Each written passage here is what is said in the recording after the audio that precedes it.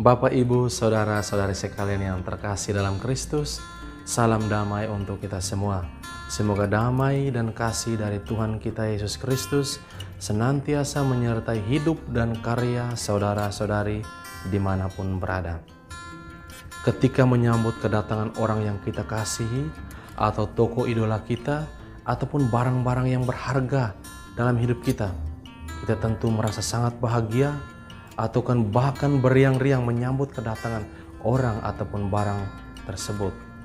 Dan hari ini Santo Petrus pun merasakan hal yang sama karena dia melihat Sang Yesus Kristus bercahaya di hadapannya.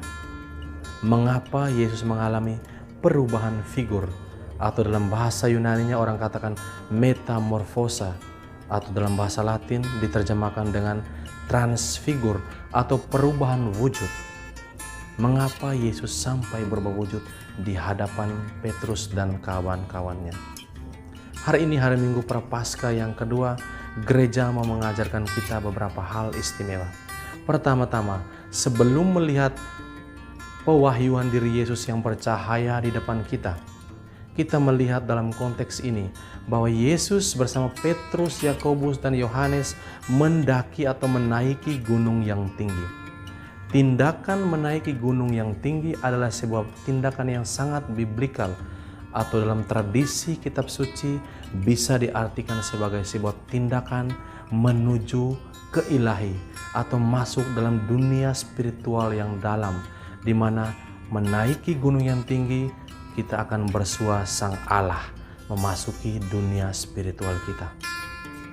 Kemuliaan yang mampu dilihat Petrus karena Allah yang pertama-tama mewahyukan dirinya, namun terutama bahwa Petrus dalam hal itu dia sedang berada dalam konteks spiritual yang begitu dalam bersama Tuhan. Dia mendaki gunung bersama dengan Tuhan menuju Allah, dan di sanalah ia mampu melihat Sang Allah yang bercahaya atau Sang Allah yang mulia di hadapannya. Kita pun sama dalam masa Prapaskah ini, kita diajak untuk selalu berusaha masuk lebih dalam dunia spiritual kita, masuk dalam hidup doa kita. Bukan hanya setiap hari Minggu di gereja, namun kita diajak untuk senantiasa menghadirkan Tuhan dalam setiap tutur kata, tindakan, dan perilaku kita di dalam rumah, terhadap sesama, dan di masyarakat. Sebab dengan menghadirkan Tuhan dalam hidup atau dengan masuk ke dalam dunia spiritual yang dalam, kita akan mampu menikmati keindahan atau kemuliaan Tuhan yang hadir dan bersinar di hadapan kita. Dan pada hari ini juga Allah, Sang Allah Bapa, bersuara dari surga mengatakan bahwa inilah anak yang dikasihinya.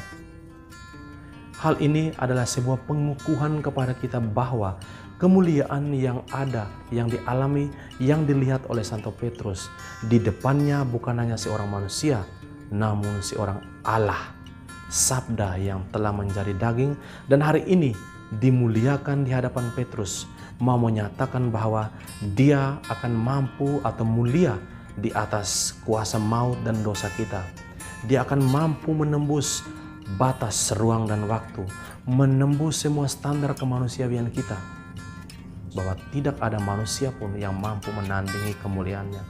Kita pun sama, sebagai seorang yang terbaptis, kita diundang untuk mampu melebihi standar-standar kemanusiaan kita. Kita kadang mencintai orang yang mengasihi kita. Kita kadang memberi batas karena kita membenci orang yang menyakiti kita. Namun seperti Yesus Kristus, kita harus mampu melebihi semua batasan manusia yang ada. Kita harus mampu mencintai orang yang pernah menyakiti kita, atau mengasihi tanpa pilih kasih. Dan hari ini kita diajak oleh Tuhan yang mulia di hadapan kita untuk berubah seperti Yesus yang begitu mulia. Kita pun harus berubah menuju kepada kemuliaan itu, bercahaya di depan orang seperti Kristus. Namun pertama-tama untuk bercahaya, kita harus duduk, diam, dan berlutut di hadapan Allah yang Maha Kudus dalam hidup doa. Mari kita pupuk hidup doa kita pupuk rasa cinta kita kepada Tuhan, agar kita mampu memancarkan cahaya kasih itu kepada sesama, keluarga, masyarakat, dan menjadi saksi Kristus di tengah dunia ini.